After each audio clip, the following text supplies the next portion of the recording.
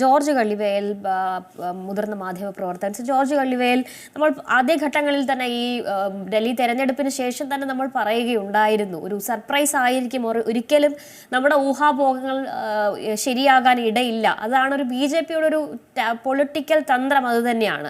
അത്തരത്തിൽ രേഖ ഗുപ്ത നാലാമത്തെ വനിതാ മുഖ്യമന്ത്രിയായതും ഈ നേരത്തെ AAPയുടെ വനിതാ മുഖ്യമന്ത്രി മാറിയൊരു സാഹചര്യത്തിലേക്ക് അവിടെ വരുമ്പോൾ ഒരു വനിതയെ തന്നെ അവതരിപ്പിക്കുക എന്നത് ബിജെപിയുടെ ഒരു തന്ത്രം തന്നെയായി നമുക്ക് കാണേണ്ടതുണ്ടോ?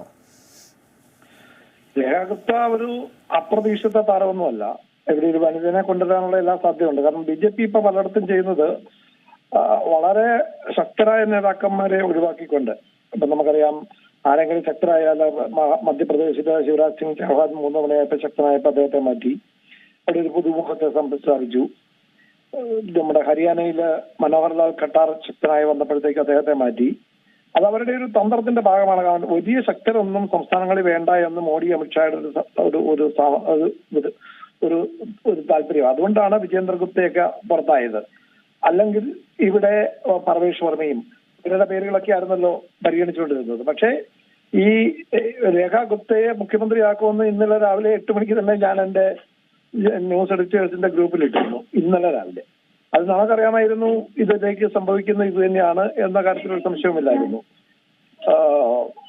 അവിടെ ഇപ്പോൾ ഉണ്ടായിരിക്കുന്നത് ആശിഷ് സൂദ്, മജീന്ദർ സിർസ, പങ്കജ് സിംഗ്, രവീന്ദർ സിംഗ്, കപിൽ മിശ്ര, പർവേഷ് വർമ്മ എന്നിവരെയൊക്കെയാണ് മന്ത്രിമാരായിട്ട് നിശ്ചയിച്ചിരിക്കുന്നത്. ഇവരൊക്കെ എത്തുകയാണ്. 12 മണിക്ക് തന്നെ രാംലീല മൈതാനിയിൽ ആരംഭിക്കും. ഇവര് നമ്മുടെ ഡൽഹി യൂണിവേഴ്സിറ്റിയിലെ സ്റ്റുഡൻസ് യൂണിയന്റെ പ്രസിഡന്റ് ആയിരുന്നു. അങ്ങനെ തന്നെ ആ നിലയിൽ ABVP കാലം മുതലേ വളരെ സജീവമായിരുന്നു. പിന്നെ ഇവിടെ കോർപ്പറേഷനിൽ വലിയൊരു ബഹളം നടന്നപ്പോൾ നമ്മുടെ കേരള നിയമസഭയെ പണ്ടുണ്ടായ പോലത്തെ ബഹളം പോലെ ഇവർ സ്റ്റേജിൽ കയറി മൈക്ക് വലിച്ചെറിയുന്നോ അത്തരം നടപടികളിലേക്കൊക്കെ കടന്നിട്ടുള്ള ഒരു പ്രബലയായ സ്ത്രീയാണ് രേഖ ഗുപ്ത. സ്വാഭാവികമായിട്ട് ഡൽഹിയിൽ ഒരു മാറ്റം അവർക്ക് വേണ്ടതുണ്ട്. കാരണം ഡൽഹിയിൽ വന്ന കയറിയ പാടെ ആദ്യമേ പറഞ്ഞ കാര്യം 12 വർഷത്തെ കേജ്രിവാൾ ഭരണത്തിലെ അഴിമതികൾ മുഴുവൻ പരിശോധിക്കും. അതിലെ ഓരോ അഴിമതിയും ഞങ്ങൾ ഓരോ രൂപയും തിരിച്ചു കൊണ്ടുവരും, ജനങ്ങളുടെ നികുതി പണം എന്നൊക്കെയാണ് പ്രഖ്യാപിച്ചിരിക്കുന്നത്. ചുരുക്കത്തിൽ എന്ന് മാത്രമല്ല, മുഖ്യമന്ത്രിമാർക്ക് വേണ്ടി കേജ്രിവാൾ പണിത ശീഷ് മഹൽ എന്ന് പേരിട്ട വസതി ഉപയോഗിക്കില്ല എന്നും പ്രഖ്യാപിച്ചു കഴിഞ്ഞു. ഇന്ന് രാവിലെ വീട്ടിൽ നിന്ന് BJP പ്രവർത്തകരുടെ നേതൃത്വത്തിൽ ഇവർ പുറത്തിറങ്ങിയ നേരെ പോയത് ഇവിടുത്തെ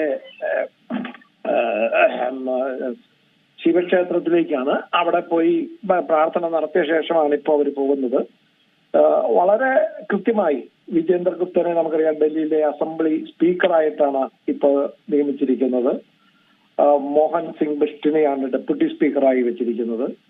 അപ്പോ ഇത് വളരെ കൃത്യമായൊരു പ്ലാനിങ് ഇക്കാര്യത്തിൽ ഉണ്ടായിട്ടുണ്ട്. പക്ഷേ നമ്മൾ മനസ്സിലാക്കേണ്ട പ്രധാന കാര്യം എന്ന് പറയുന്നത്, ഈ മറ്റ് പ്രതിപക്ഷ ഗവൺമെന്റുകളൊക്കെ ഉണ്ടായപ്പോ അവരുടെ ഗവൺമെന്റ് രൂപീകരണത്തിന് താമസം നേരിട്ടു. അത് ചെറിയ താമസം, 3 ദിവസത്തെ താമസം നേരിട്ടപ്പോ പോലും വലിയ വിപ്ലവം ഉണ്ടാക്കിയ, വലിയ പ്രചരണം നടത്തിയ ദേശീയ മാധ്യമങ്ങള് ഡൽഹിയിൽ ഇപ്പം തെരഞ്ഞെടുപ്പ് കഴിഞ്ഞ് ഇത്ര ദിവസം കഴിഞ്ഞിട്ടും 8-ാം തീയതി ആയിരുന്നു തെരഞ്ഞെടുപ്പ് ഫലം വന്നത്. ഇത്രയും ദിവസം വൈകിട്ട് പോലും അതിനെക്കുറിച്ചൊരു ബഹളം ഉണ്ടാക്കിയില്ല. അതൊക്കെയാണ് ഇവിടുത്തെ മീഡിയയെ മുഴുവൻ സ്വാധീനിച്ചതിന്റെ ഒരു വ്യത്യാസം കൂടെ ഉണ്ട്. അപ്പൊ ഇപ്പോ എല്ലാം കേജ്രിവാളിനും കോൺഗ്രസിനും എതിരായ ഒരു പ്രചാരണത്തിന്റെ ഭാഗമാണ് നടക്കുന്നത്.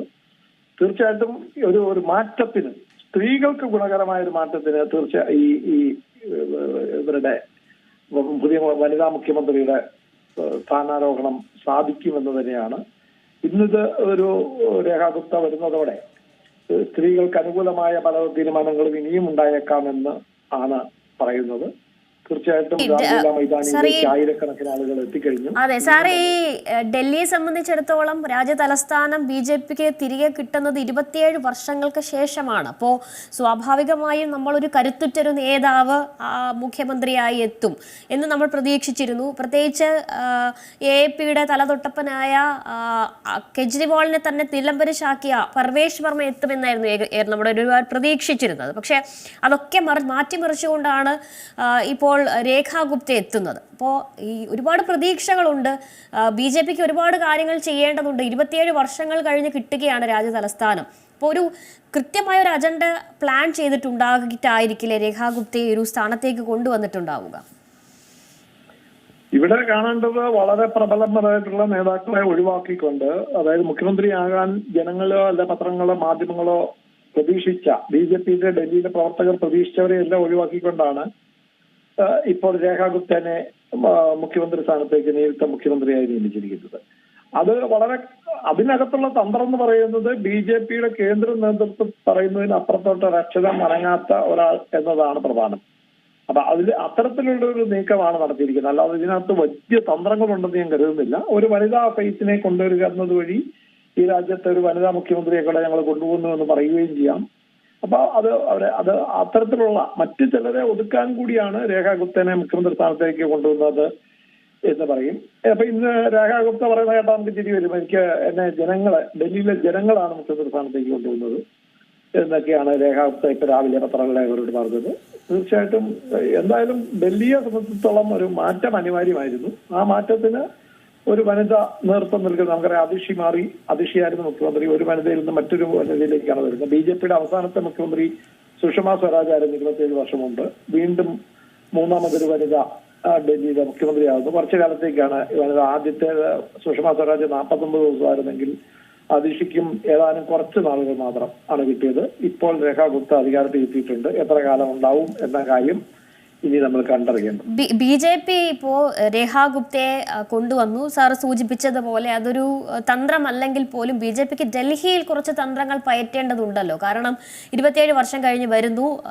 ആം ആദ്മി പാർട്ടിയുടെ അവിടെ വേരുകൾ പൊളിച്ചു കളയുക എന്ന് തുടങ്ങിയ നിരവധി കാര്യങ്ങൾ ഉണ്ടാകില്ലേ BJPക്ക് ഡൽഹിയിൽ?